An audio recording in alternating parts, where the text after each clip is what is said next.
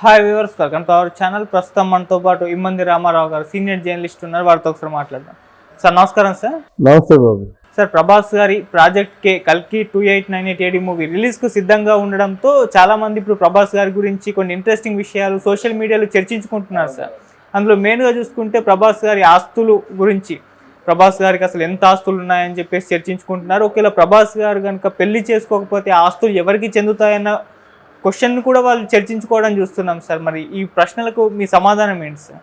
ఈ ప్రశ్నలకు నా సమాధానం అంటే, ప్రభాస్ తెర మీద అంటే ఈ వెండి తెర జీవితం చూడక ముందే ఆయన పెద్ద కోటీశ్వరుడు, రాజావారండి, మొగల్తూరు రాజావారు. ఆ మొగల్తూరు ఏంటి, కృష్ణరాజు తండ్రి ఆడబిడ్డ అన్నమాట.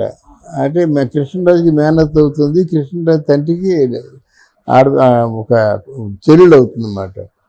వీళ్ళు ఇక్కడికి అంటే ఈ తాలూకు ఆస్తిపాస్తులు అయిన ఉన్నాయి, ఈ తాలూకు సహాయం కావాలని అంటే వచ్చారు వీళ్ళు. కృష్ణరాజు గారు వచ్చారు, మొగల్తూరు, వాళ్ళ ప్రాపర్టీస్ వీళ్ళ ప్రాపర్టీస్. అందుకే కృష్ణరాజు తాలూకు ప్రాపర్టీస్ ఏంటంటే మేనత్త ప్రాపర్టీ కలిసింది, తండ్రి ప్రాపర్టీ కలిసింది, తాత ప్రాపర్టీ కలిసింది. ఎంత ఉందో వాళ్ళకి తెలియదు దానికి ఆ ప్రాపర్టీ. అయితే కృష్ణరాజు కూడా ఆ మధ్య అసిస్టెంట్ డిఫెన్స్ మినిస్టర్గా ఉన్నాడు. తర్వాత ఆయన గ్రానైట్ బిజినెస్ చేశాడు. దాంట్లో గ్రానైట్ కొత్తగా రావడం, మార్బుల్స్లోను దాంట్లో తెగ సంపాదించాడు. గ్రానైట్ బిజినెస్లోను ఊహించని విజయాలు వచ్చాయన్నమాట. అది జబ్బు ఉంది. అలా కృష్ణరాజు గారు మొత్తం కెరియర్లో ఫుల్ టైం ఎంత సంపాదించాడు, ప్రభాస్ ఒక సినిమా సంపాదించాడు. ఏంది 200 కోట్లు అంటే కృష్ణరాజు లైఫ్ అంతా కష్టపడితే చేశాడనమాట. అలాగే ఎన్ని వందల కోట్లు సంపాదించాడు. లాభాల్లో కూడా వాటా తీసుకుంటున్నాడు. అది లాభాల్లో వాటా తీసుకోవడం ముందు కృష్ణరాజే ప్రారంభించాడు. అంటే సినిమాకి ఎంతో కొంత ఇచ్చి నైజాం ఏరియా నేను ఉంచుకుంటానండి, మిగతా నాకు ఇవ్వాల్సిన డబ్బు దాంట్లో షేర్లు తీసుకుంటా అనేవారు అన్నమాట. అది ప్రభాస్ కూడా వచ్చింది. నేను నాకు పెద్ద అడ్వాన్సుల కోసం వాటి కోసం నాకు లేదు, కానివ్వండి ఎంత పే చేస్తుందో అది పే చేసిన దాంట్లో తీసుకుంటానంటే దానికి బాగా చాలా మంచి ఆదాయం వచ్చింది. ఆస్తులు చాలా బాగా పెరిగాయి, కౌంట్ చేయడానికి వీలు లేదు. డెఫినెట్గా కొన్ని వేల కోట్లు ఉంటాయి అన్నమాట. ఎక్కడ చెక్కు చెదరలేదు కదా ఆస్తులు పోవడం అదేం లేదు. మొన్న దాన్ని ఏమంటారు, ఓ సినిమా వచ్చిందండి, అది మర్చిపోతున్నాను ఇప్పుడు కూడా. సలార్ కంటే ముందు అంటే వాళ్ళ ఆస్తులు ఏం పోలేదు నాకు తెలిసి. మొన్న మాత్రం రాధేశ్యామ్ అనే ఒక దరిద్రం పిక్చర్కి ప్రభాస్ చెల్లి ఒక 300 కోట్లు ఖర్చు పెట్టింది.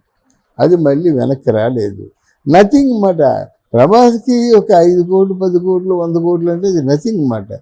అలా ఎవరికి ఇచ్చాడు, ఆయన తాలూకు ఆయన లెవెల్స్లో ఆయన ఉంటాడు. కానీ డెఫినెట్గా డబ్బు గురించి అంత ఆలోచించే పని లేదు రాజావారి ఎప్పటికి కూడా. ఆయనతో పాటు ఒక 50 కంచాలు లేవలసిందే. ఆ కృష్ణరాజు గారికి ఏ ఆలోచనలు ఉన్నాయో అలవాట్లు ఉన్నాయో ఈయనకి ఉన్నాయన్నమాట. ఓవరాల్గా ఇంత ప్రాపర్టీ ఉందని లెక్క కట్టడానికి వీల్లేదు. ఒకవేళ ఆయన పెళ్ళి కాకపోతే ఆయనకి మొత్తం కృష్ణరాజు గారికి పిల్లలు ఉన్నారు కదా, మరి సూర్యనారాయణ గారికి కూడా పిల్లలు ఉన్నారు కదా. ఆయన పెళ్ళి కాకపోతే ఆ తమ్ముడు ఉన్నాడు, తమ్ముడు పెళ్ళి అవుతుంది కదా. అయితే వాళ్ళలో ఉంది అందరూ సమానమే, వాళ్ళు ఉన్నది ఆడ మగ సమానమే కనుక సమానంగా పంచుకుంటారు. అందులో కృష్ణరాజు గొప్పతనం ఏంటంటే నీ అని భేదం లేదు. తమ్ముడు పుట్టినా తనకు పుట్టినది తన కొడుకే, పెద్ద కొడుకుగా మన ప్రభాస్ సలహాలు తీసుకునేవాడు అన్నమాట. అందువల్ల పెద్ద కొడుకుగా మొత్తం అన్నీ కూడా ఆయన ఆలోచన ప్రకారంగా నిర్ణయం ప్రకారంగా జరుగుతాయి. అది అందువల్ల ఆస్తులు ఎక్కడికి పోవు, 1000 కోట్ల ఆస్తులు ఎక్కడికి పోవు. అందరిది ఒకే మాట ఒకే బాట. తర్వాత ప్రభాస్ పెళ్లి చేసుకుంటాడు, మీరు ఏ కంగారు పడద్దు. ఆ వేణుస్వామి గారు చెప్పాడని మనం ఆలోచించద్దు. ప్రభాస్ పెళ్లి చేసుకుంటాడు, బాగుంటాడు. అది ఓకే సార్. మరి ప్రాజెక్ట్ కే మూవీ తర్వాత పెళ్లి చేసుకునే అవకాశాలు ఏమైనా ఉన్నాయా? మళ్ళీ సాలార్ 2 షూటింగ్లో లేదు, తొందరగానే పెళ్లి చేస్తున్నాడు. అది పెళ్లి చేసుకుందాం ఆలోచన వచ్చింది. మరి ఎందుకు ఆలోచిస్తున్నాడో తెలీదు. బట్ యాజ్ ఇట్ ఈజ్గా యాజ్ ఆన్ టుడే ఆయన తాలూకు ఉద్దేశం ప్రకారంగా పోవాలంటే అందరూ అనుకున్నట్టే పెళ్లి జరగవచ్చు. అందరూ ఏమనుకుంటున్నారో, ఎవరు పెళ్ళాంగా ఉంటే బాగుంటుంది అనుకుంటున్నారో ఎవరైతే ఈయన కోసం పెళ్లి చేసుకోకుండా కాసుకొని కూర్చుంటున్నారో ఆవిడతో పెళ్లి జరగచ్చు. ఓకే సార్, కమింగ్ టు కల్కి సినిమా మరి తొందరలో రిలీజ్ కాబోతుంది, ఈ మంత్లోనే 27. అవునవును. సినిమా పైన ఎక్స్పెక్టేషన్స్ ఒక రేంజ్లో ఉన్నాయి సార్. మరి ఎక్స్పెక్టేషన్స్ రీచ్ అంతకు మించే వెళ్తుందా అని చాలామంది ఎక్స్పెక్ట్ చేస్తున్నారు. మీ ఒపీనియన్ సార్ సినిమా? ఎక్స్పెక్టేషన్స్ అంటే ముందు ఏదనుకున్నాడు కానండి, ఆ టీజర్ చూసిన తర్వాత, ఆయన కాస్ట్యూమ్ చూసిన తర్వాత నాకు చాలా అంటే సంథింగ్ అన్యూజువల్, అసాధారణంగా ఉన్నాయి, అంటే ఎక్స్క్లూసివ్గా ఉన్నాయి కనుక డెఫినెట్గా ఈ సినిమా ప్రభాస్ మంచి స్కోర్ చేస్తుంది, చాలా మంచి స్కోర్ చేస్తుంది. అంటే పాన్ ఇండియా సినిమా మాత్రం అవ్వదు, but it's a good movie. Okay sir, thank you so much. Thank you. Full time ఎంత సంపాదించాడు ప్రభాస్? ఒక సినిమా సంపాదించాడు. ఏంది 200 కోట్లు అంటే కృష్ణరాజు లైఫ్ అంతా కష్టపడితే చేశాడనమాట. అలాగే ఎన్ని వందల కోట్లు సంపాదించాడు. లాభాల్లో కూడా వాటా తీసుకుంటున్నాడు. అది లాభాల్లో వాటా తీసుకోవడం ముందు కృష్ణరాజే ప్రారంభించాడు. అంటే సినిమాకి ఎంతో కొంత ఇచ్చి నైజాం ఏరియా నేను ఉంచుకుంటానండి, మిగతా నాకు ఇవ్వాల్సిన డబ్బు దాంట్లో షేర్లు తీసుకుంటా అనేవారు అన్నమాట. అది ప్రభాస్ కూడా వచ్చింది. నేను నాకు పెద్ద అడ్వాన్సుల కోసం వాటి కోసం నాకు లేదు కానివ్వండి, ఎంత పే చేస్తుందో అంత పే చేసిన దాంట్లో తీసుకుంటానంటే దానికి బాగా చాలా మంచి ఆదాయం వచ్చింది. ఆస్తులు చాలా బాగా పెరిగాయి, కౌంట్ చేయడానికి వీలు లేదు. డెఫినెట్గా కొన్ని వేల కోట్లు ఉంటాయి అన్నమాట. ఎక్కడ చెక్కు చెదరలేదు కదా ఆస్తులు పోవడం అదేం లేదు. మొన్న దాన్ని ఏమంటారు, ఓ సినిమా వచ్చిందండి, అది మర్చిపోతున్నాను ఇప్పుడు కూడా. సలార్ కంటే ముందు అంటే వాళ్ళ ఆస్తులు ఏం పోలేదు నాకు తెలిసి. మొన్న మాత్రం రాధేశ్యామ్ అనే ఒక దరిద్రం పిక్చర్కి ప్రభాస్ చెల్లి ఒక 300 కోట్లు ఖర్చు పెట్టింది. అది మళ్ళీ వెనక్కి రాలేదు. నథింగ్ అన్నమాట. ప్రభాస్కి ఒక 5 కోట్లు 10 కోట్లు 100 కోట్లు అంటే అది నథింగ్ అన్నమాట.